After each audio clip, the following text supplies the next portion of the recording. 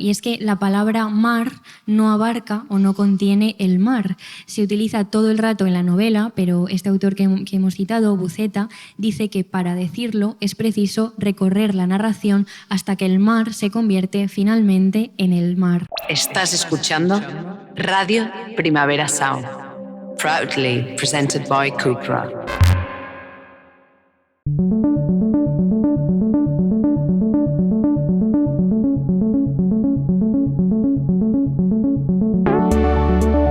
Punzadas sonoras con Inés García y Paula Ducay. Buenas tardes. ¿Qué tal? ¿Cómo estáis? Cada día me da menos tiempo de llegar, ¿eh? Ya, Y eso que el trayecto era corto. Los directos, depende de dónde estés, tienes que venir corriendo mientras suena la musiquita. Sí. Vamos a gestionar el agua lo primero, porque esto luego pasa que no podemos abrir la botella. Nos ha pasado varias veces que ha tenido que venir alguien del público a abrirnos la botella. Tenemos que llamar a un hombre fornido, en fin, es humillante. Machismo de repente, Es que, sin ser nosotras nada de eso. Vamos a ver. Bueno, muchísimas gracias a todas por venir. Muchas gracias a Mar Poética por invitarnos. La verdad es que es un lujo estar aquí. Sí. Gracias especialmente a Carla Niemann, que fue la persona que nos escribió allá por septiembre. Una persona muy bien organizada. Gracias por esta gente que hace cosas con meses de antelación, porque a nosotras nos viene muy bien. Que no puede estar aquí y nos ha dado mucha pena, que justo no hemos podido saludarla. También muchas gracias a Javier Vicedo. Y nos quiere contar cómo conoció a Javier. Es una de las personas que organiza todo esto, porque es gracioso. Es que Paula y yo hacemos una cosa frecuentemente, la verdad, que es ir a librerías o a ferias del libro. Si algunas sois libreras y libreros, pues alguna vez igual os pasa, que aparecemos por allí y pedimos libros para un tema ultra abstracto, Sí. que yo solo que la persona responda ya me parece como digno de agradecimiento, porque a veces es como, ¿sabes esta idea de cuando miras desde arriba y entonces tienes un libro para eso? Y los libreros a veces dicen, ¿qué? Sí. Pero luego libreros muy buenos que nos ayudan y menos mal. Sí, sí. Y entonces yo estaba en la Feria del Libro de Madrid, no sé si fue el año pasado o el anterior. El año pasado. Sí. Bueno, el anterior. Y fui a la caseta de Pretextos, si no me equivoco, que es... Una editorial estupenda. Sí. Y entonces le pregunté a la persona que estaba allí, que era Javier, pero yo no lo sabía, que si me recomendaba algunos libros sobre... Íbamos a hacer un programa en la cadena SER en verano y entonces le dije, bueno, pues sobre el verano y algunas ideas así en abstracto, ¿no? Y había uno que contenía verano en el título. Y entonces le pregunté y le dije, ¿y este tal? Y Javier me habló de él, sin excesivos elogios, tengo que decir. Y cuando ya lo compré me dijo, es mi libro. O sea, una persona humilde, es lo que queríamos ilustrar. Mira que hay pocos autores que no sean narcisistas completamente. Pues Javier claramente es una persona que no me quiso seducir con su libro y que luego compramos su libro, lo leímos y nos encantó. Y nos encantó. Esto siempre sucede. Así que muchas gracias a Javier por esa recomendación que me hizo. Sí, efectivamente. Es nuestra primera vez en Marbella. Aunque no es la primera vez que yo estoy en Marbella, esto es una cosa de la que me he dado cuenta hoy viniendo en el tren, porque soy la persona que peor se maneja con la geografía española. Yo de verdad pido perdón. El otro día jugamos en casa, ¿sabéis los mapas ya me va a humillar en directo encima. ¿Sabéis los mapas que en el cole jugabas en el ordenador, que te tenías que rellenar las provincias de esta nuestra península? Pues Paula... A ver, lo hice bastante bien para el desastre que soy, Bueno. pero Salamanca se me escapó. Si solo fuera Salamanca, Paula. Acerté muchas. Es verdad que no fue tan mal como pensaba. ¿Ves? Si es que esto... Pero sí, Paula está un poco... No, yo no, desubicada. Sí, No, geográficamente solo. No, yo vine a Marbella por primera vez cuando tenía 17 años con los padres de mi novio de aquel entonces. Un viaje estrambótico, personas majísimas, un beso desde aquí. Pero, ¿sabes? De repente, el primer viaje con tus suegros. Una ¿Pero cosa en muy qué rara. momento con 17 Pero con 17 años? No sé, yo qué sé. Te vas a Marbella con los padres de tu novio. No me acuerdo de por qué surgió. Y pues vinimos aquí y vomité viendo delfines porque me mareé un montón y es el mayor recuerdo que tengo, pero ahora voy a crear uno nuevo y mejor, sin duda. Sí. Así que, vamos a empezar. una vez hecha esta introducción delirante, pedimos perdón, vamos a con el empezar. tema. Sí, a lo que hemos venido, que es básicamente aportar nuestro granito de arena a esta constelación de conversaciones que se están dando estos días aquí en Mar Poética en torno a la poesía, el lenguaje, la literatura y el mar. Es verdad que nos sentimos, os tenemos que confesar, un poco unas infiltradas porque no sabemos mucho de poesía y tampoco sabemos mucho acerca del mar. Aunque es verdad que intentaremos aportar pues lo que nosotros solemos hacer, ¿no? Nuestra mirada. Es verdad que cada una de nosotras tiene una relación muy distinta con el mar. ¿Os imagináis que ahora todo esto es una performance y nos dedicamos a preguntaros una por una cuál es vuestra relación con el mar? ¿Qué es lo que hace Mara Torres en este programa de la SER en el Faro? Y yo siempre, porque también soy una egocéntrica, cuando he escuchado el Faro y Mara Torres pregunta ¿cuál es tu relación con el mar? Con esa voz que tiene. He pensado, ¿qué respondería yo si fuera? Pues ahora responde. No, pero es que tampoco tengo una gran respuesta, pero cada vez que lo escucho lo pienso. A ver, Inés es una chica de interior. Yo soy una chica de interior. Si escuchas- En La Rioja no hay mar. En La Rioja no hay mar. Y bueno, De momento. Madrid tampoco. Como no conquistéis territorio para arriba, Se puede hacer un agujero. conquistar a los vascos es muy jodido. Yo no sé si lo vais a conseguir, Ya. pero bueno. Yo nací en Galicia, entonces mi relación con el mar está ahí. Sí, Paula se desenvuelve bien. Bueno, a Inés le encanta el mar y siempre que vamos a sitios que están cerca del mar, y ya terminamos los chistes, lo prometo, dice, vamos a ver el mar, como hoy que yo estaba metida en la cama después de comer y me ha sacado para ver el mar. Hombre, es que Nos hemos asomado, han pasado 5 segundos y he dicho, bueno, ya lo hemos visto, ¿no? Y yo, pues sí, así. Me dice, ¿qué más quieres que vea? O sea, está ahí y tal. Y luego no le gusta meterse. Los gritos que pega cuando se tiene que meter en una playa, si hay un mínimo oleaje. me da mucho miedo el mar. Pero yo creo que el Mediterráneo para esto te viene muy bien. Pero lo disfruto como en la distancia. Sí, sí. Tú lo que quieres es verlo. Sí, pero es Tocarlo verdad. ya no tanto. Quizá las chicas de interior se sienten vosotras supongo que muchas pues viviréis cerca del mar, ¿no? Pero a mí me pasa esto de pequeña, de cuando ibas con tus padres en el coche a un destino que había un mar y de repente lo veías por primera vez, la línea del horizonte, y me acuerdo de gritar con mi hermano, se ve el mar, se ve el mar. Y es una cosa que no puedo parar de hacer. De hecho, hoy viniendo en el coche he visto el mar y le he dicho a Paula, Paula, el mar. Y yo, sí, ahí está. Sí. No, es verdad que da ilusión. Ese momento Sí. siempre da ilusión. Esta es mi relación con el mar. Como decía, no sabemos mucho de mar y tampoco sabemos mucho de poesía, pero de lo que sí sabemos en Punzadas Sonoras es de pensar acerca de la relación entre filosofía, lenguaje y literatura. Y como filósofas que somos, y estando aquí además rodeadas de gente que trabaja con el lenguaje, que trabaja el lenguaje, queríamos plantear la pregunta, y esta será la pregunta que vertebre todo nuestro episodio de hoy, de cómo decir el mar. Sí, lo primero que queríamos plantear es una premisa, es el sitio desde donde queremos arrancar, que es que el mar es un elemento o un fenómeno o una cosa muy ambigua, muy ilimitada y muchas veces indecible. O sea, es tan grande que se pueden decir muchas cosas acerca de él y a veces pareciera que no se puede decir nada, ¿no? Entonces, para arrancar un poco esta reflexión, hemos leído un artículo que se llama Mar, Identidad y Literatura, de Sven Erik Larsen, y os voy a leer el arranque del artículo. Dice, tanto si la gente vive cerca de la costa como en el corazón de los continentes, el mar ha cautivado la imaginación humana y ha dejado su huella por todo el mundo en textos, símbolos y mitos a lo largo de milenios. Aquí, la naturaleza destructiva y a la vez vivificante del mar, su capacidad para evocar el anhelo humano y las dinámicas interculturales y su negativa a satisfacer ese anhelo debido a sus dimensiones casi ilimitadas, se representan una y otra vez en una serie igualmente ilimitada de formas y estrategias. Es decir, que hay infinitas maneras de relacionarse con el mar debido a esta naturaleza ilimitada que Larsen expone en su artículo, y él incide mucho sobre esto del mar sin límites. Pero podríamos decir que el mar para todas siempre ha estado ahí. Incluso si no lo tenemos cerca y no nos hemos criado cerca de una orilla, el mar habita nuestras imaginaciones desde la infancia. ¿Quién no ha tenido que memorizar o recitar con 10 cañones por banda, viento en popa a toda vela, que es mi barco, mi tesoro, que es mi Dios, mi libertad, mi ley, la fuerza y el viento, mi única patria, la mar? Teníamos preparado esto en el guión porque por ir espolvoreando poemas, y hemos comido hemos comido con mucha gente estupenda, pero una de ellas era Julia Pero, la escritora, que en un momento dado, hablando de poesía, ha dicho, si es que la poesía, fijaos, nos hacían a todos aprendernos el poema de Espronceda con 10 cañones por banda, y se ha puesto a recitarlo como para ilustrar un poco que a veces nos hacen memorizar la poesía y analizarla sin dejar que entre en nosotros y nos sacuda. O sea que me quería citar también a Julia porque digo, jolín, qué coincidencia, ¿no? Que hayamos pensado lo mismo. Pero bueno, queríamos decir que estos versos que están muy presentes en nuestro imaginario infantil, es curioso porque todos los niños han tenido el mar cerca a través de Espronceda, a través de la poesía, porque todos hemos recitado y aprendido esto, ¿no? Sí, de hecho, hoy hemos traído aquí uno de los libros que tenemos aquí expuestos, es Poemas del mar, 3 miradas europeas, que está editado en Alba, editorial, que reúne un poco y otros muchos poemas de diferentes, pues del contexto español, del contexto francés, bueno, muy diferentes que iremos trayendo a lo largo del episodio.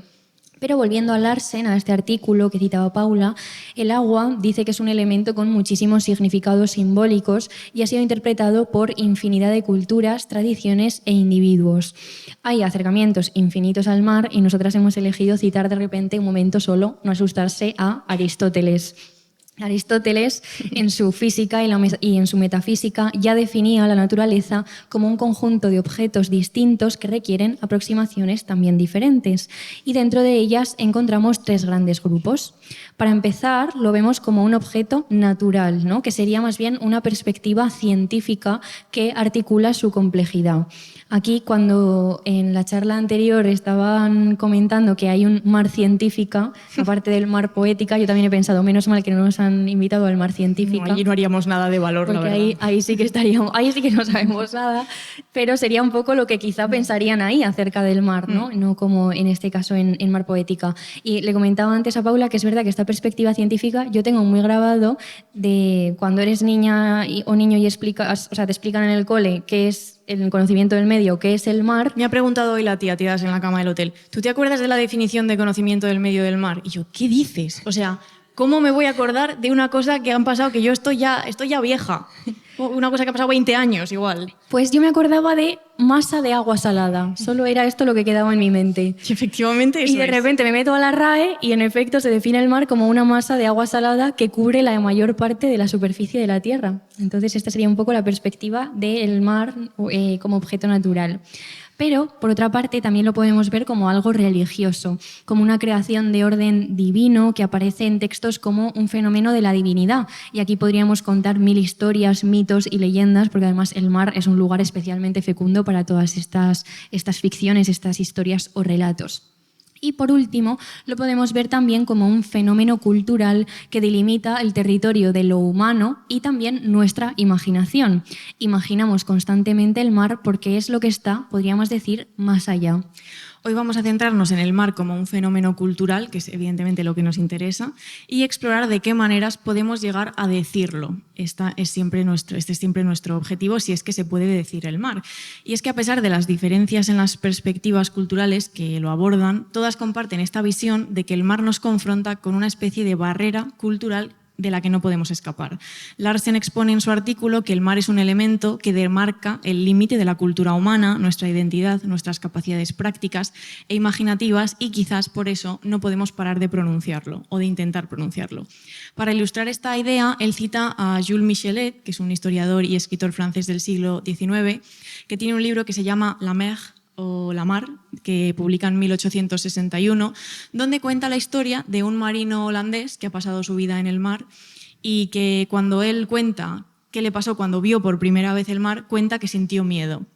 Y escribe Michelet, bueno. Para todos los seres terrestres, el agua es el elemento que no se puede respirar, el enemigo siempre agitado, pero inevitablemente asfixiante, la barrera fatal y eterna entre los dos mundos. No debe sorprendernos en absoluto que esta inmensa masa de agua, que llamamos mar, oscura e inescrutable en sus inmensas profundidades, impresione siempre a la imaginación humana con un vago e irresistible temor reverencial. Claro, y es por esto Larsen que dice que el mar nos enfrenta a algo más allá de nuestras fronteras culturales, más allá de los límites de nuestra imaginación y también de nuestro control. Por eso me da miedo a mí también. Sí que te da miedo, gente. Sí, legítimamente. Es que nos vemos cara a cara, y esto pasándolo a este miedo a un plano un poco más metafísico, nos vemos cara a cara con las fronteras ontológicas de la especie humana. Es decir, que parece constituir un mundo más allá del nuestro y a la vez un misterio y un enigma. Y dice, este irresistible temor reverencial, al que aludía justamente Michelet en el siglo XIX, da lugar a muchísimas concepciones distintas del mar que de hecho es interesante ver que se contradicen entre sí, porque ahora mismo estaba diciendo que inspira miedo por esta naturaleza salvaje e incontrolable, pero también inspira calma, seguramente muchos estaréis de acuerdo, ¿no? Es un horizonte tranquilo, el sonido de las olas está establecido como un sonido casi terapéutico, de hecho en las plataformas de audio tú te metes y puedes escuchar el mar, ¿no? Para dormir. Yo me pongo más bien, ¿ves cómo soy de interior? Me pongo los bosquecillos con las cascaditas. Tú y te eso. pones podcast para dormir. Sí, pero cuando necesito ruido, claro, me pongo las cascadas. El mar no te tranquiliza. También el mar ha sido un lugar al que la gente iba a curarse, pensemos en esos baños medicinales. También es un lugar donde naufragan embarcaciones y navíos. Es una extensión de agua que había que atravesar en cierto momento cuando no conocíamos que había más allá de justamente lo conocido o lo atrapado a través de los mapas. Era esa extensión gigante que había que atravesar para conocer nuevos lugares, o esto que se llamó la época de los descubrimientos, ¿no? En este sentido está muy ligado también a la aventura.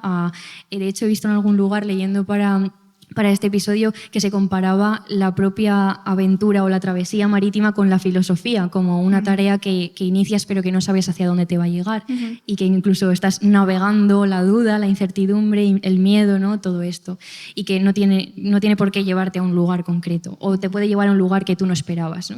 Y que el lugar de la meta sea otro. También es, y esto creo que es relevante para bajar un poco la abstracción y la filosofía, el lugar de trabajo de muchísima gente. Estaba acordándome, no lo hemos traído en este episodio, pero podíamos haber hablado de él, de un libro que se llama Laberinto Mar, de Noemí Sabugal, que está editado en la editorial Alfaguara, que justamente lo leímos para un episodio ya de hace tiempo, donde cuenta pues, un montón de historias con respecto a cómo las personas, y por ejemplo las mariscadoras en Galicia, ¿no? Y bueno, cómo personas se relacionan con el mar y cómo se surgen todos estos oficios a su alrededor. Y también, si nos ponemos de repente como darwinista, buscando nuestro origen, podríamos decir incluso que es el lugar del que procedemos, la fuente de vida. Veis que estas miradas ambiguas y disonantes sobre el mar están presentes en la poesía desde hace milenios, en Poemas del mar, Tres miradas europeas, este libro que citaba antes, que por cierto está traducido, que esto es siempre muy importante citar a las traductoras y los traductores, por Gudrun Palomino, que le mandamos un abrazo desde aquí. Y en este libro encontramos justamente distintas ideas que ya están presentes en los poemas, que luego vamos a ir recogiendo en obras contemporáneas que vamos a analizar, pero vemos estas ideas, ¿no? De repente el mar aparece como peligro de muerte, pero también como curación, como algo con lo que nos identificamos o que incluso nos pone límites. Sí, de hecho John Keats, que es uno de los poetas citados en este libro, tiene un poema que se llama En el mar, donde dice: a menudo su carácter se encuentra tranquilo, que apenas se moverá la concha más pequeña, durante días en los que al fin permaneció cuando se desataron los vientos de los cielos. Es decir, que nos habla de esta naturaleza cambiante y de que el mar puede ser un bálsamo, pero también puede ser algo que entrañe peligro de muerte para las personas. Sí, yo traía uno de D.H. Lawrence que se llama Maná del mar, donde dice: y es mi cuerpo un océano cuyo poder corre a las rodillas por los brazos y rompe en las manos espumosas, cuyo poder se extiende hacia las olas emblanquecidas de los pies de sal. Soy el mar, soy el mar. Aquí vemos justamente la identificación de la persona con el mar e incluso la idea del cuerpo como océano, una identificación de nuevo casi ontológica con ser el mar. Me da pena haber traído a D.H. Lawrence y no a Rosalía de Castro, sí, que en la siesta, que como veis la siesta da para mucho. Da para mucho, nadie ha dormido. Mientras Paula dormía o intentaba dormir. No me has dejado. Es verdad. He estado repasando este libro de Alba y de repente le digo: ay, mira este de Rosalía de Castro. Y de repente hay un poema sobre el mar de Rosalía de Castro que es súper sexy. Y me lo ha leído. Pero que, o sea, me ha dado muchísima pena no haberlo... Me dice, escúchalo bien para escucharlo sexy. Yo, vale. Pero es verdad habla que... de lamer el mar, de cómo el mar se mete en el cuerpo, de la espuma, y me ha parecido increíble. Ha sido muy bonito. Bueno, es que Rosalía, ¿no? Un beso desde aquí. Sí. A Rosalía y a Rosalía también, ¿no? Ya que estamos. A la nueva y a la otra. La nueva. Igual es la reencarnación, ¿eh? Tanto... Bueno, pero sí, puede ser. ¿Por qué no? Pero no es gallega, Rosalía. Bueno, yo qué sé, pero bueno, de un mar a otro. Ya es verdad. Bueno, pues de un lado a otro, en la península. Traíamos también un último poema de Dante Gabriel Rossetti, que se llama Los límites del mar, precisamente, y habla de esto, que dice: la secreta continuidad sublime es el final del mar. Nuestra vista no puede ir más lejos. Y precisamente parte del motivo por el cual el mar alberga e inspira tantas ideas y tantas concepciones distintas es esta sensación de lo ilimitado. Podríamos preguntarnos dónde está el límite del mar, cómo podemos abarcarlo con el pensamiento cuando ni siquiera podemos abarcarlo con la mirada. Y Larsen, en su artículo, dice que nombramos el mar como si fuera un fenómeno delimitado. O sea, le damos nombre, hablamos de océano Atlántico, de mar Rojo, de mar Mediterráneo, pero al mismo tiempo percibimos que no se le puede domar, y cuando lo miramos desde la orilla, desde un barco, incluso desde un avión, no somos capaces de concebir que pueda tener un final.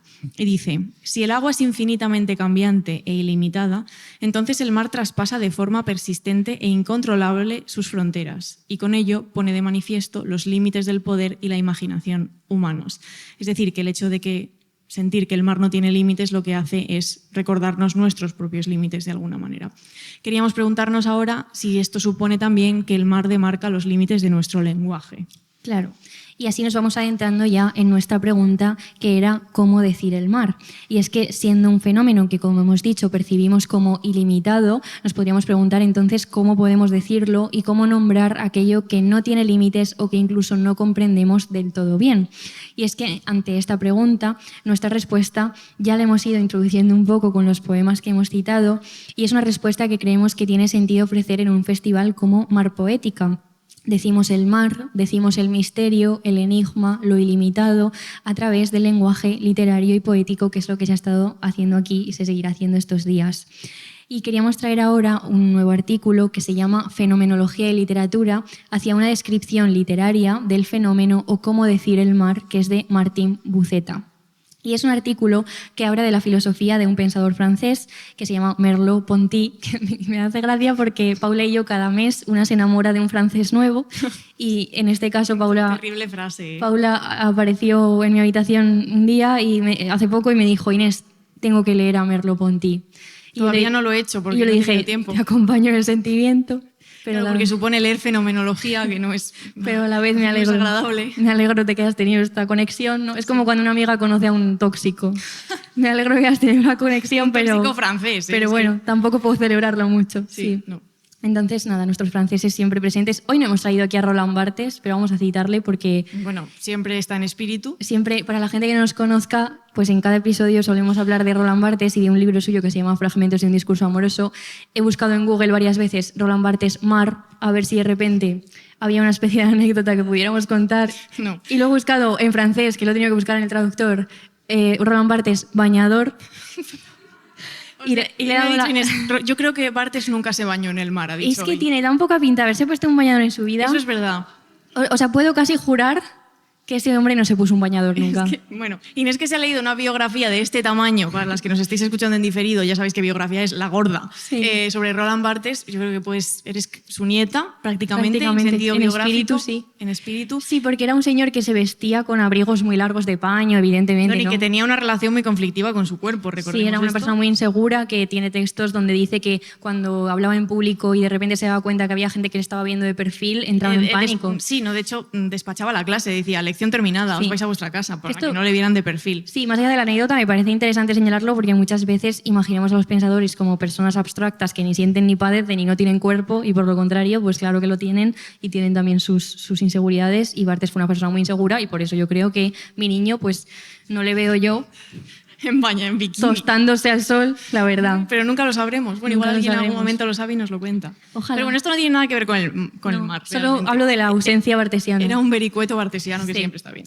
Y cerrando este vericueto podemos volver a Merleau-Ponty. Merleau-Ponty, que es nuestro francés de hoy, sí. Que reflexionó mucho sobre la fenomenología, esta palabra tan larga, que básicamente quiere, que me perdone Husserl y todos estos filósofos fenomenólogos, porque lo voy a resumir en un paréntesis, toda una tradición filosófica, pero que tiene que ver con cómo experimentamos las cosas y con la descripción de los fenómenos, ¿no? También reflexionó acerca de los límites del lenguaje y pensaba sobre cómo podemos expresar el mundo percibido.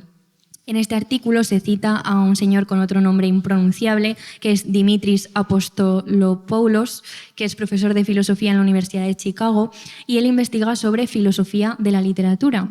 Y dice, las descripciones de la experiencia son mejores cuando son complementadas con experiencias creativas, no convencionales, de la clase que típicamente se hallan en los trabajos literarios. En el artículo se propone que desde esta óptica de Merleau-Ponty, la literatura y sus modos de expresar la experiencia es un complemento que enriquece la descripción fenomenológica del mundo. Y esto se enmarca en el problema de las relaciones entre filosofía y literatura, que tanto nos interesan a nosotras, porque se explora la capacidad de la expresión literaria para decir el mundo. Claro, podríamos preguntarnos hoy aquí cómo expresar lo percibido, en este caso estamos hablando del mar, y podríamos hacerlo mediante dos dos maneras. La primera sería un lenguaje cerrado, lo que se llama el lenguaje instituido, que sería intentar hacer una descripción directa del fenómeno, digamos con lenguaje cuantificable. Merleau-Ponty diría que este tipo de lenguaje no logra captar nuestro verdadero encuentro con el mundo, es decir, podríamos intentar describir el mar con un lenguaje que apele a lo científico, hablar de qué profundidad tiene, cuál es su composición química, cuántos kilómetros, ¿no?, abarca. Y sin embargo, esto no terminaría de decir el mar. ¿Sabes qué me interesa a mí mucho en este sentido? ¿Qué? Porque los mares los delimitamos, como bien has dicho antes, pero ¿y esos puntos en que los dos mares se chocan? Ya. ¿O dos océanos se chocan, que se enfadan un montón? Se enfadan los océanos. Sí, como que hay ahí un choque. Sí. Seguro que alguien aquí que ha estudiado oceanografía o estas carreras que hay tan interesantes que nos podría decir. Eso es en mar científica. Es verdad. Aquí solo hay poetas. Pero es muy poético también, como cuando las aguas se juntan, ¿no? Sí, no, indudablemente. ¿Qué surge de ahí? Pues léete un paper esta noche sobre ello, que seguro que hay algo que vincula eso con algún fenómeno literario filosófico, porque hay un paper para todo y todo está en Dialnet, también hay que decirlo, esto es muy importante. Dialnet fundado en La Rioja, voy a hacer un poco de apología de La Rioja. Sí. Cuando salgo de la provincia, pues intento esparcir nuestras hazañas. Comando Arnedillo está siempre lleva su palabra. Bueno, entonces teníamos por una parte este lenguaje cerrado que Merleau-Ponty diría que no alcanza para decir este tipo de fenómenos y no alcanza para captar este encuentro con el mundo. Y luego estaría el lenguaje abierto, es decir, lo que tiene que ver con la expresión literaria, con sus giros, sus ambigüedades, sus metáforas, sus elipsis, muy importante, las cosas que no se dicen, que es una expresión creativa y no solo meramente descriptiva. Entonces, lo que hace la filosofía de Merleau-Ponty es que nos invita a recurrir a esta descripción literaria del mundo y a la creatividad para expresarnos. Buceta, en su artículo, dice: las expresiones indirectas propias de la literatura son capaces de expresar las esencias del mundo percibido porque su palabra entraña las relaciones que la vieron nacer, aquellas en que fue instituida y contienen como sedimentación el sentido de un mundo que nos es común. Merleau-Ponty defendía que lo que hace un escritor, un poeta, un novelista, cuando escribe es que da lugar a una expresión creativa que lo que hace es manifestar lo sensible que exige ser expresado. Me gusta esta idea del mundo que nos rodea, incluidos pues, elementos como el mar, como elementos sensibles que exigen que los expresemos de alguna manera. En este artículo, si os interesa leerlo, se analizan... Luego vamos a hablar de ello, se analizan distintas obras y se incide mucho en que a Merleau-Ponty le parecía que el escritor que mejor había hecho esto que él quería proponer, ¿no?, de utilizar el lenguaje creativo para expresar ciertas cosas, era Proust, que es un señor del que no vamos a hablar, pero solo quería decirlo porque, pues Proust, otro francés. De Proust 100% hay fotos en bañador. Pues adelante. Otro francés gay, que nos gustan mucho, sí, son nuestros favoritos. Nuestras entidades favoritas. Porque decía Merleau-Ponty de Proust que hace aparecer las verdaderas esencias que solo se encuentran a través del claroscuro de lo vivido, por aterrizar un poco más lo que Merleau-Ponty perseguía un poco. Claro. Estaba pensando, antes de empezar con nuestros ejemplos, que quizás este un buen momento para reflexionar un poco acerca de la relación entre la filosofía, la literatura o la poesía, porque nosotras nos pasó cuando estudiamos filosofía en la universidad, por suerte había excepciones, pero en general se plantea un poco como disciplinas contrarias, la literatura y la filosofía. La filosofía se supone que atiende a no sé si decir cierta objetividad, pero bueno, parece que está anclada de alguna manera que la literatura no, o incluso la poesía. Sin embargo, Paula y yo, después de llevar años leyendo cosas distintas y pensando sobre esto, nos parece que la literatura y la poesía en muchos casos vienen a decir lo que la filosofía no puede decir, que viene a rellenar muchos huecos y que, no sé, Italo Calvino, por ejemplo, es un autor que tiene muchísimos textos y reflexiones muy interesantes de la relación entre filosofía y literatura, que alguna vez ya hemos comentado en Punzadas Sonoras, pero bueno, creo que en muchos casos, y cuando se piensa fenomenológicamente acerca del mar o cómo decir el mar, vemos que la unión entre miradas, que además son disciplinas que nos empeñamos en separar y que en muchísimos casos hay autores aquí en Mar Poética y autoras que seguramente no se les puede encasillar en si escriben poesía o escriben literatura o qué es lo que están haciendo, y en muchos casos esas etiquetas creo que nos coartan más que otra cosa. Sí, es verdad que hemos leído muchos libros en los últimos años que eran libros de ficción, por ejemplo, y donde hemos encontrado ideas filosóficas que no habíamos encontrado en ningún sitio. Sí. Y de hecho siempre estamos soñando con hacer un taller de los que hacemos que vaya sobre libros que tengan este cruce de géneros o que contengan ideas filosóficas pero de forma literaria. Sí, o que sean muy inclasificables, que digas, ¿esto qué es? ¿Es un ensayo? ¿Se publica en narrativa? ¿En qué, dónde se ubica esto?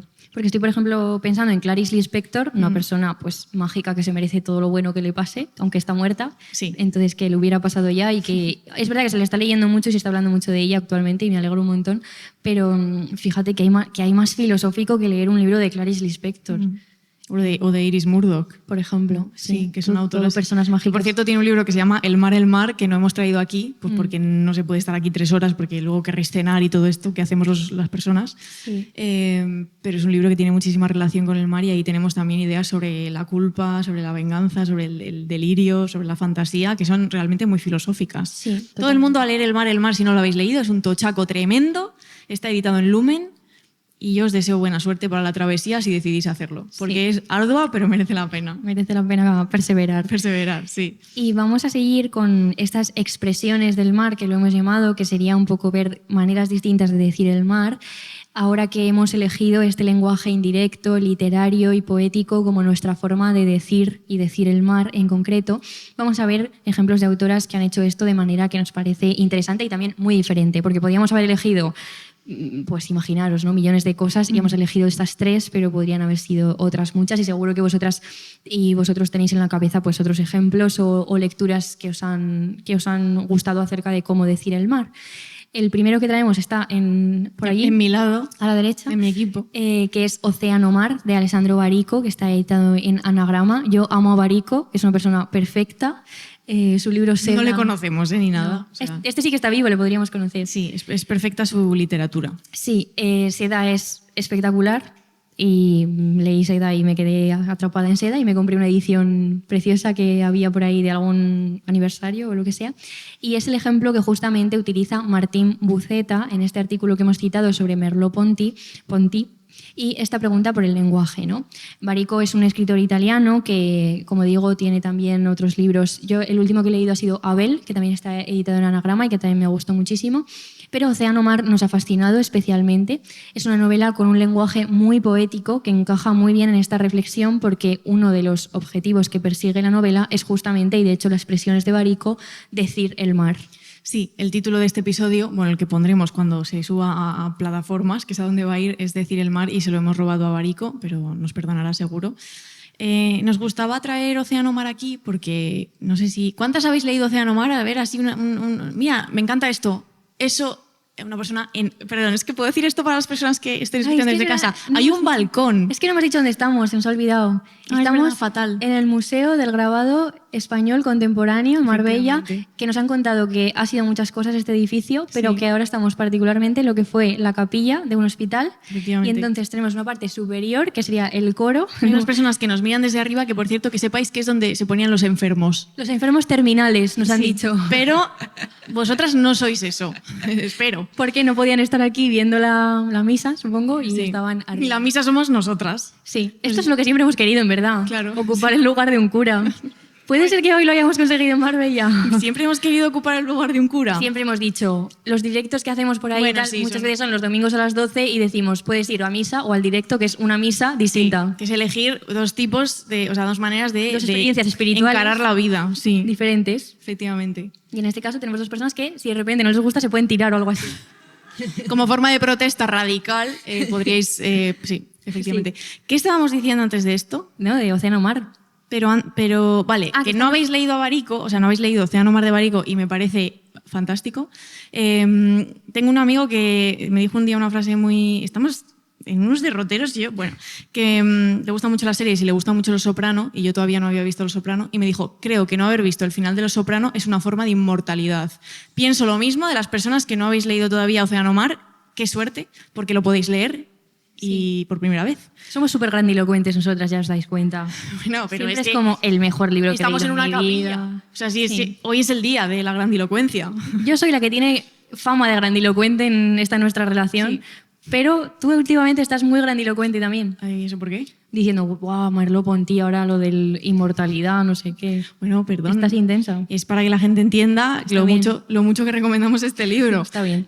No, es que lo he leído hace poco y no lo había leído y entonces pues me he sido atravesada por la experiencia Océano Mar y ahora pues vosotros también lo vais a ser. Hemos traído esta novela porque os voy a contar un poco de qué va, aunque no es demasiado fácil, la verdad, de escribirla y creo que esto es una cosa buena, pero es una novela que reúne en una posada a orillas de un mar a distintos personajes. Los distintos personajes son presentados mediante pinceladas. Hay capítulos muy distintos los unos de los otros, con estilos muy distintos. Hay capítulos que solo son diálogos, hay capítulos que son ultra mega poéticos y muy densos y opacos en cierta manera, pero de manera positiva, lo digo. Y hay, por ejemplo, una muchacha que padece una enfermedad misteriosa y que viaja al mar con la expectativa de encontrar una cura. Hemos dicho antes que el mar tiene esta cosa de salvación, de curación. Está el profesor Bart LeBoom, que es uno de los personajes más famosos del libro, que es un científico obsesionado precisamente con los límites de la naturaleza y que se intenta acercar al mar para definirlo. Sería un científico que podría venir a un mar científica a intentar definir el mar, ¿no? Está el pintor Plasón, que quiere retratar el mar, que era un pintor muy famoso de este mundo que no se sabe muy bien dónde está situado, que se inventa Barico. Un retratista muy famoso que un día decide que lo que quiere hacer es retratar el mar, pero le dice a sus compañeros de posada que él, cuando hacía retratos de personas, siempre empezaba por los ojos y que si no empezaba por los ojos no podía hacer el retrato, y entonces se planta frente al mar todos los días y se pregunta, ¿cómo empiezo? ¿Dónde están los ojos del mar? ¿No? Estas son algunas de las preguntas poéticas que nos lanza Barico. Hay una mujer adúltera que ha sido enviada allí como castigo por su marido, hay un amante que va a buscarla, hay un hombre que busca venganza, hay un cura que escribe oraciones muy divertidas y muy certeras. Hay mucha gente en esa posada y queríamos contaros un poco, cómo Barico hace para decir el mar. Claro, porque cada uno de estos personajes ha tenido un encuentro con el mar y en ese encuentro, dice, algo intenta expresarse, articularse en un lenguaje. Para cada uno de ellos, seguramente como cada uno de vosotros, el mar es una cosa distinta. Puede ser curación, como decía Paula, salvación, huida, venganza, miedo, comprensión, arte incluso. Os presentamos a dos de los personajes para profundizar un poco en todo esto. Uno de ellos es Plasón, este famoso pintor de retratos que decide retirarse para realizar este retrato del mar que contaba Paula, que cada día se mete en el mar con su caballete y sus pinturas y pasa todo el día intentando pintar el rostro del mar. Y después de su muerte se cataloga su colección y la mayoría de los cuadros se titulan Océano Mar y la descripción dice completamente blanco. Sí, Plasón nunca llega a pintar el mar como tal y como nos lo podríamos imaginar, ¿no? Si pensamos en cuadros de mar, que los hay a patadas evidentemente, porque Plasón comprende que solo puede representarlo mediante el blanco, es decir, mediante la propia agua de mar. Él es incapaz de decir el mar ni de escribirlo en sus cuadros y utiliza esta expresión artística para intentar alcanzar una esencia que para él es inasible, no puede aferrarse a ella. Y de alguna manera, cuando llegas a esa parte en la que lees los cuadros de Plasón, sientes que esos cuadros están captando mejor el mar que cualquier fotografía. Esto es una cosa difícil de explicar si no lees la novela, pero realmente esas sensaciones están ahí y se vertebran a través de este lenguaje literario que construye Barico.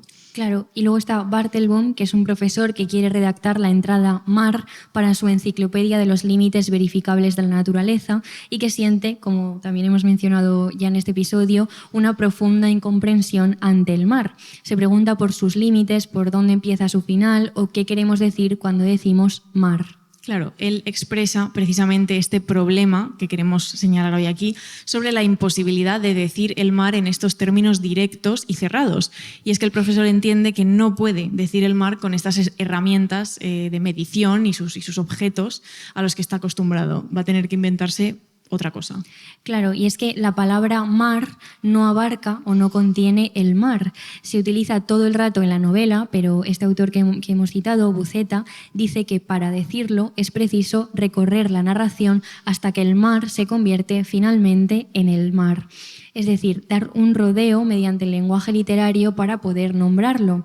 Así, el mar estará cargado con lo que vierten sobre él los personajes. Y esto quizás una de las ideas que más me interesan, pensar que interesan las cosas en sí mismas, ¿no? Y esto es muy fenomenológico, en este sentido Merleau-Ponty estaría contento, interesan en sí mismas o cómo las personas las perciben o las atraviesan o las experimentan. Y es que al final de la novela se expresa precisamente esta idea. No habría sido posible decir el mar si no hubiéramos recorrido toda esa narración hasta el final. El mar aquí es todo este amalgama de relaciones entre los personajes, entre ellos y también con el propio océano, sus miedos, el viaje que hacen hasta allí, su rozar la muerte, sus anhelos, sus esperanzas, sus vidas, sus muertes, todo ello es lo que contiene aquí este decir el mar. Y vamos a pasar de océano-mar a nuestra segunda propuesta, que está aquí, en este caso. Hemos avanzado. Esto para los del vídeo, porque siempre decimos estas cosas y luego la gente lo escucha y no me ve hacer gestos. La gente estará en el gimnasio, ánimo chicas, siempre lo digo, o fregando platos, también ánimo, claro. En efecto. Esta segunda propuesta es el libro Mediterráneo de los Muertos de María Ángeles Pérez López, que está editado en Pretextos, que fue una recomendación, y queremos mandarle también un beso desde aquí, de Juan F. Rivero, uno de nuestros poetas y personas que nombramos mucho en nuestra vida cotidiana. Y María Ángeles Pérez López es una poeta, editora y profesora e investigadora española que es profesora de literatura hispanoamericana en la Universidad de Salamanca y que ha recibido diversos premios, por ejemplo, el Nacional de la Crítica por Incendio Mineral en 2021 o el Premio Margarita Hierro por justamente el libro Mediterráneo de los Muertos en 2023, que es un libro que habla sobre el Mediterráneo como una tumba abierta, sobre quienes se ahogan intentando cruzarlo. Y aquí recuperamos, y me parece interesante porque es de una manera ya no abstracta, sino brutal, real, corporal, a esta idea del mar como muerte, con un componente claramente político que está entrelazado en este libro con un lenguaje poético opaco, pero muy bello. Y pensaba también en este sentido, hace poco hicimos un episodio con nuestros amigos de No es el fin del mundo sobre la frontera y hablábamos de la diferencia entre las fronteras artificiales y naturales. Y, por ejemplo, el Mediterráneo o cualquier mar, pero especialmente el Mediterráneo, es una de las fronteras quizá más brutales. Y eso que cuando pensamos en una frontera quizás nos viene a la cabeza un muro, una alambrada o un muro con cristales, ¿no? Algo que rápidamente nos viene a la cabeza la violencia. Y, sin embargo, el Mediterráneo, bueno, ese día citábamos datos absolutamente desoladores acerca de la cantidad de personas que fallecen en esta frontera o en este mar que funciona como tumba, por desgracia, ¿no? Y queríamos recoger el testimonio de la autora en un programa de Radio 3 que se llama Metaverso, que cuenta algunas ideas sobre su libro que conectan con esta idea de utilizar el lenguaje literario para decir algo, en este caso el horror, la muerte, la violencia, la injusticia, que no se puede decir. Y dice que es un libro en el que las palabras no alcanzan, un diálogo con los tránsitos hacia la muerte. Dice que es el más complejo y más denso que ha escrito, y traemos una cita que dice: en un momento dado pensé que sería un libro que no podría tener ningún lector, rozaba lo ilegible incluso para mí. Y es que supuso para ella entrar a zonas de profundidad muy grandes, ¿no? También una cosa muy marítima en el sentido de lo abisal o lo abismal. Sí, cuando la luz ya no llega. Del océano, que es precisamente donde el lenguaje literario puede operar, allí donde no llega la luz y no comprendemos. Sí, y también al hilo de lo que contábamos con Merleau-Ponty, queríamos traer a otro francés, porque no hay suficientes, parece, en este guión, que es Maël Renoir, que dice: la literatura es aquella lengua nueva en la garganta de aquellos que la expresan, invención de sintaxis inauditas, inscripción de un sentido que es así comunicado a los hombres por primera vez. La literatura es ese raro lenguaje a la segunda potencia, una palabra hablante, la irrupción en el mundo de una música y de un sentido que no habían sido nunca entendidos y, sin embargo, si verdaderamente hay literatura y genio, serán recibidos y comprendidos por otros. Y nos gusta mucho aplicar esta frase al libro Mediterráneo de los Muertos porque ahí hay cargas ingentes de invención de sintaxis inaudita, si decidís leerlo lo veréis, que a través del genio de Pérez López pues expresan algo que podría ser indecible, ¿no? Y que quizá todavía lo sea, pero también queríamos venir aquí a defender que en el intento está la clave, ¿no? Eso es lo que nos importa. Claro, de hecho Pérez López cita a Chantal Meillard, que es una persona, una pensadora, filósofa, poeta a la que adoramos, la verdad, y leemos mucho, que dice: escribo para que el agua envenenada pueda beberse, que es una frase que habría que repetirse 3 o 4 veces para Al día. Antes también en la siesta le he dicho a Paula. No, es que lo de la siesta me estoy dando cuenta de que... ¿Para ti qué significa la frase? Porque ¿no? Sí. Escribo para que el agua envenenada pueda beberse. Y es que la poesía está entendida así como algo que puede tender puentes, como para llegar a conocernos, pero también reconocer, para que la vida la podamos vivir en todas sus facetas, como si la amplificáramos o la multiplicáramos. A través de la poesía muchos rostros de lo humano, pero también del pasado que nos conforma, pueden aparecer. Y podemos tratar todas estas cuestiones medulares como pueden ser el tiempo, la vida, la muerte y el mal. En este caso, una escritura que tiene que ver con nadar en mar abierto y ahogarse en este poema en prosa. Sí, en este programa de Radio 3, en Metaverso, Pérez López reflexiona sobre el mar, evidentemente, porque es uno de los motivos literarios del libro. Incide en esta idea que planteábamos al principio del mar como un fenómeno o un elemento que alberga ambigüedades y nos provoca contradicciones. Y ella dice que se da cuenta de que el mar es padre y madre, porque es de ahí de donde venimos, porque eso es lo que nos dice la ciencia. Y dice que nos calma cuando lo miramos en calma, que nos inquieta si lo vemos inquieto y de cierta manera también nos reconocemos en él. También en sus poemas está presente esta idea de que somos mar. De hecho, ella en Metaverso cita a Ernesto Cardenal, que tiene un verso que dice que nuestras lágrimas en su composición recuerdan a la composición salina del mar, que es una manera muy bonita de decir que somos mar de alguna manera. Y en este libro hay dos poemas concretos que os queríamos traer. El primero es 99 estrellas de mar y una coda, que es el primer poema del libro. Y en este poema vemos cómo el mar entra en un cuerpo o en varios cuerpos. Y es que se ha escrito sobre, y hemos citado aquí estos versos de D.H. Lawrence de Soy el mar, ¿no? Como un ejemplo de esta identificación del hombre con el mar, del cuerpo con el mar, y pensábamos que es un privilegio sentir esta identificación con el mar desde la orilla. Pero claro, ¿qué consecuencias tiene o quién sufre una identificación material con el mar de manera brutal, que serían pues estas personas que se ahogan y que fallecen intentando cruzar, en este caso, el mar Mediterráneo, ¿no? Y Pérez López escribe sobre ese momento en el que el mar entra en un cuerpo y dice: en tu piel abre el mar sus pasadizos, la llamada impaciente de los pájaros. Entra por el boscaje de los bronquios, los bramaderos rotos del batiente. En el norte de ti te rompe y entra. Te llena con disturbio y con amor. También quería mostrar el poema Partitura de los desplazamientos, que tiene un verso que ella repite muchas veces, que dice: el océano todo lo vuelve de sí. Y en este caso Pérez López se pregunta por los nombres de los ahogados, ¿no? ¿Dónde quedan esos nombres de esas personas que se ahogan? Y dice: a 100 metros de profundidad se disuelve la gama de colores. No llega el amarillo, el naranja o el rojo. Hay personas sumergidas en silencio que repiten sus nombres sin cansarse.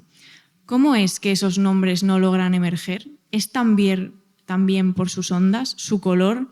Que aquí ella retoma este motivo de cuerpo igual a mar y también atiende un poco a eso que ella misma decía en la entrevista en la radio de las profundidades del mar, ¿no? O sea, está hablando realmente de un abismo que muchas veces, por desgracia, pues contiene la muerte de muchas personas. Claro. Y aquí vemos un ejemplo de cómo la poesía, que quizá como la filosofía también se puede plantear de manera muy abstracta y muy alejada, está operando a esta brutalidad y esta violencia que está ahí y que es uno de estos temas. Mira que hay temas para los que preocuparnos en este mundo que nos rodea, pero este es uno de los temas, las muertes en el Mediterráneo, que muchas veces me pregunto cómo podemos dormir por las noches, pensando en que esto esté pasando, y cada vez que ves datos que rozan las 20.000 personas en muy poco tiempo, piensas cómo podemos convivir con esto ahí, o incluso últimamente que ha habido noticias de personas que han propuesto omitir el socorro cuando ves una embarcación que está llegando, ¿no? Pues creo que también este libro llama un poco, y en general esta reflexión de decir el mar creo que tiene que apelar también a lo político y a lo real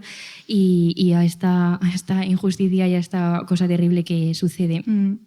Y vamos a terminar con una tercera propuesta muy diferente que habla más, creo, de las relaciones como el mar. Vamos a explicarlo ahora. Es el libro Peces, de Eva Baltasar, que está por aquí, delante de mí, editado en Random House, y narra una historia entre dos mujeres. Una es una escritora, que es la que narra, y otra es Victoria, que es una mujer que vende pescado en una roulotte y de la que la narradora se enamora. Una relación complicada de explicar. Un libro también, ¿no? Todos los ejemplos que hemos traído son Muy libros poético. poéticos, que nosotras intentamos analizarlos un poco y hablar sobre ellos, pero que desde luego la experiencia de lectora es imprescindible para que entendáis un poco, si os apetece, pues qué es lo que presentan. Y es un libro en el que Victoria se nos aparece como un animal indescifrable, casi mitológico, que vive con su perro, que es negro, enorme, impotente, amenazante. Se llama Norfeo, en una casa destartalada y sucia. Solo por tratar rápidamente, y nos centramos en nuestro tema, que es el mar, algunos de los temas que van apareciendo, aparece este deseo visceral entre las dos mujeres, la presencia de un amor que va más allá del amor. Victoria tiene una relación problemática con el alcohol, hay un abuso emocional y psicológico a la narradora, a su pareja, a esta otra mujer, un abuso físico e incluso sexual. Hay ocasiones en el libro en el que no sabes bien si ha sucedido o no ha sucedido, o es la propia narradora pensando acerca de qué hacer en ese momento, pero que se diluye en esa pasión que la narradora siente por Victoria. Son capítulos muy cortos, entre la historia de la relación de la narradora con Victoria y otros capítulos que hablan, por ejemplo, pues, de la vida de la narradora como escritora, del encuentro con los lectores como algo que deshumaniza al escritor, ¿no? Temas que quizá ahora nos interesa menos tratar, y reflexiones sobre la escritura, sobre la incapacidad de la narradora de continuar con la novela que tiene empezada antes de conocer a Victoria, ¿no? Y no escribe hasta que se pone a escribir esta historia suya con ella. Sí, es verdad que el mar no está presente en la novela de manera literal, más bien sería una presencia que se adivina en lo metafórico que propone Baltasar, y es que en las múltiples formas que hemos recorrido de intentar decir el mar o pronunciarlo, Peces lo haría de forma indirecta, de forma muy sutil, y lo hace a través de un imaginario que está relacionado con el océano. Es verdad que a veces el mar aparece en el horizonte, en el paisaje, se hace explícito en escenas clave de la trama que ahora vamos a ver concretamente, y es curioso que en Peces aparece esta presencia del mar incluso cuando no está ahí de manera evidente, ¿no? Podríamos decir que el mar se dice incluso en la ausencia de mar. Sería una manera de decir el mar a través de esta relación entre ambos personajes, la narradora y el personaje de Victoria, y también, sobre todo, con la caracterización del personaje de Victoria, que es un personaje muy raro, de los más raros que yo he leído, bastante incomprensible quizás hasta el final, donde por fin haces un clic al mismo tiempo que la narradora. Y entonces podríamos decir que el mar aparece de manera literal, pues por el título, ¿no? Peces. Es verdad que hay un imaginario acuático en la novela, que se habla mucho del norte donde vive Victoria, de la costa donde vive Victoria, y en una de las escenas claves hacia el final, cuando Victoria le dice a la narradora, que es escritora profesional, que no es buena escritora, que luego lo vamos a leer, ahí sí que aparece el mar inmóvil, encendido y azul. Ninguna ola, un barco minúsculo en plena línea del horizonte, largo como un tren. Que me parece muy curioso que Baltasar elija contarnos un mar en calma precisamente cuando lo que tenemos es una escena muy turbulenta entre estas dos mujeres, ¿no?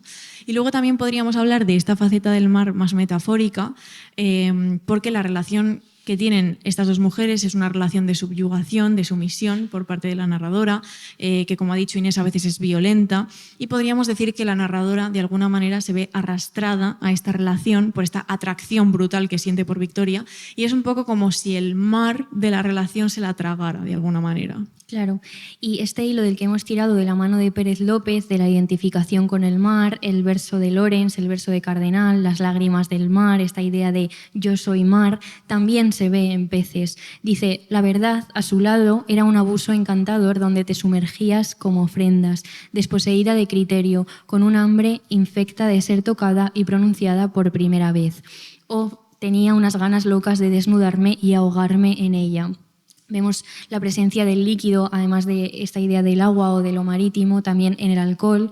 Hay una cita que dice, no me gusta el sabor del vino, pero me encanta la sensación de pleamar alcohólica que anestesia la carne e ilumina las venas. Y es que Eva Baltasar construye el personaje de Victoria a partir de elementos marinos. Lo primero es que se la describe como una mujer muy grande, el doble tamaño de la narradora, casi como si estuviera apelando al espacio inconmensurable del mar. Y nos planteábamos, pensando sobre esto, si acaso pueden ser las personas como océanos en los que podemos ahogarnos, ¿no? o dejarnos arrastrar. Hay elementos enigmáticos que ejercen también fascinación sobre nosotros, como los límites que no podemos saber ni descubrir, saber si esto o aquello fue real, o las cosas que no admiten como una explicación radical o clara. Podemos pensar en Victoria como una persona sin límites, que de hecho la narradora, como decía Paula, no llega a comprender casi hasta el final. Y además aparece Victoria como Medusa, ¿no? Un personaje que también está ligado a este imaginario marino que comentábamos antes de los mitos, las historias, las leyendas, a través de un animal que remite al veneno y también a esta mitología. Sí, queríamos detenernos un momento, y ya también para ir cerrando, en una escena del final de la novela, cuando Victoria le dice a la narradora lo siguiente: tenéis que poneros en la piel de una escritora profesional que recibe estas palabras. Creo que alguien te tiene que decir que no eres tan buena escritora como piensas. No es por desmerecer tu éxito, cariño. Es normal que lo tengas y me alegro mucho por ti, de verdad. Pero es que ese éxito lo dice todo. El arte refinado, la auténtica belleza, no ha sido ni será nunca un producto de masas. Y aquí se podría hacer otro episodio, solo con esta idea. Te dicen esto, te desmayas y ya está. Sí. Y la narradora en este momento escribe: ahora explícame por qué no detuve el coche allí mismo, en medio de aquella desolación, y no agarré un pedrusco para reventarle el cráneo. ¿Por qué? ¿Por qué le hice sitio dentro de mí a esa medusa? ¿Por qué me la quedé conmigo? Y ese dentro de mí, de esta medusa que sería Victoria, nos remite de nuevo a la idea de mar como algo que puede colarse dentro de nosotros, ya sea de manera metafórica, como en peces, ¿no? A través de la violencia y el veneno, o de manera literal, como los ahogados de los que escribe Pérez López, que mueren en el vientre marino intentando llegar a la orilla de una vida mejor, o como describe Barico, que tiene también varios personajes que han estado en el mar, concretamente uno a quien también se le describe como un hombre que ha visto el vientre del mar. Lo que eso ya signifique lo averiguáis leyendo Barico, por supuesto. Sí, y ya vamos a concluir porque son las 9:30 y tendréis hambre, porque ya es hora de cenar. Y hemos visto a lo largo del episodio que el mar es un fenómeno que nos causa mucha ambigüedad, que no sabemos bien cómo abarcar, ni siquiera con el lenguaje. En la nota introductoria de este libro que os decíamos, de Poemas del Mar, se dice que desde que el mundo es mundo, el mar no solo ha supuesto un desafío y una oportunidad para los hombres, sino que también ha cautivado su imaginación. Ninguna tradición poética que contase con playas o acantilados ha dejado de cantar el mar. Y en este intento de decir el mar encontramos expresiones literarias fascinantes, o podríamos concluir, volviendo a Aristóteles, que el mar, igual que el ser, se puede decir de muchas maneras. Y hoy solo os hemos propuesto algunas de ellas, pero os animamos a buscar las vuestras, que seguro que están por ahí o que os podéis animar a descubrirlas. A mí hay un libro, voy a citar, es que no me voy a acordar del autor, pero es que uno de mis libros favoritos sobre el mar, o donde el mar tiene una presencia muy importante, es La Colonia, de Sexto Piso, pero no sé... Sí, de Audrey Magui. ¿Qué? Audrey Magui se llama. Muy bien, Paula. No te acuerdas tú, pero me acuerdo yo porque tenemos un cerebro colmena que ya está llegando. Sí, porque tú no lo has leído. No lo he leído, pero lo he visto. Es una Está pasada. en casa, sí. Es una pasada. Sí, es verdad, La Colonia de Sexto Piso que narra esta relación entre dos hombres. Sí. En una isla, uno es un Sí. pintor, se lo ha leído Inés, no yo, no sé por qué estoy contando Sí, que además el libro, pero... está en gaélico. No, pero no lo has leído en gaélico. Por desgracia no. No tires el pisto tampoco. Pero hay muchísimo acerca del idioma y de cómo el idioma colonizador quiere acabar con el idioma de ese lugar, y es un libro fascinante y también muy raro, muy raro. Sí, Pues la Colonia queda como recomendación extra de este episodio. Sí. Todo lo que hemos citado lo recomendamos para leer, la verdad. En efecto. Una maravilla. Sí. Ahora que estamos en el mes del libro y todas estas cosas que se hacen para que la gente compre libros. Sí, y así como en general, aunque hemos puesto ejemplos individuales, la idea era un poco defender que la expresión creativa, el lenguaje abierto, literario y poético es la forma que nos interesa para decir el mar, para expresar el encuentro entre nuestros cuerpos y el agua, o nuestra mirada y el agua. Y es la manera de sondear todos esos claroscuros de la experiencia que Merleau-Ponty sabía que eran difíciles de atrapar. Esta idea de los límites, de lo indecible, de lo que no podemos abarcar con la mirada, y quizá entonces tampoco con el pensamiento. Y sería una forma no de resolver el enigma del mar, sino más bien dejarnos llevar por él, ¿no? Sumergirnos en él, tirarnos de cabeza al mar. Una cosa que yo no sé hacer, tirarme de cabeza. Hombre, tirarte de cabeza al mar es No, en general, tirarme de cabeza. Es que no, ya. Nunca he sabido. No te pega nada. Nunca he sabido ni hacer el pino, No, nada. si yo te veo en pilates. Es inviable que tú sepas Ya, tirarte de cabeza digo en el ningún agua. sitio. No, En el agua. Hombre, no pretenderás tirarte de cabeza a un sitio que no sea el agua. Ya. Es problemático. Pero no. Tengo unas fotos de niña en natación con un gorrito de estos de la piscina, Sí. que se me veía una cara de pánico. Claro. O sea que cuando me tenía que tirar me empujaban. O sea, es que una niña miedosa. No soy acuática yo. No eres acuática, ¿no? No. Pero lo intentas, lo intentas. Sí. Es muy divertido ir con Inés a la playa. Si alguna vez tenéis esta oportunidad, cogedla, porque qué gritos pegas, hija, es increíble. Es que Bueno, me da hay que mucha- sujetarla. me da mucha cosa. Es toda una performance. Sí. Pero bueno, una vez dicho esto, ya nos vamos a despedir Sí. para que os podáis ir cada uno pues al mar, supongo, ¿no? Sí, con cuidado, pero sí. Sí. Un abrazo al coro, que Un está abrazo por al ahí coro. arriba. Sí, muchas gracias. Los Saludan. mejores. Un Un abrazo a Olivia, que es una persona que ha venido y nos ha contado que ha cogido un montón de autobuses para venir. Entonces, pues muchas gracias. Sí. Y a todas las demás Un abrazo también. a Pablo, a Dani y a Ángel, que son las personas que están haciendo que esto suene. Sí. Y a Carla y a Javier por invitarnos a Mar todo el Poética, equipo de Mar Poética. a Marbella en general. A Marbella en general. Viva Marbella. Viva el mar. Viva el mar. Y ahora lo que vamos a hacer es terminar como siempre terminamos, que es leyendo una cita Sí. de Océano Mar, Que es... que vamos a performar porque es un diálogo. Vale, empiezo yo. Venga. Decir el mar. Sí, ¿Y tú has estado todo este tiempo diciendo el mar? sí. Pero ¿a quién? No importa a quién. Lo importante es intentar decirlo. Alguien lo escuchará.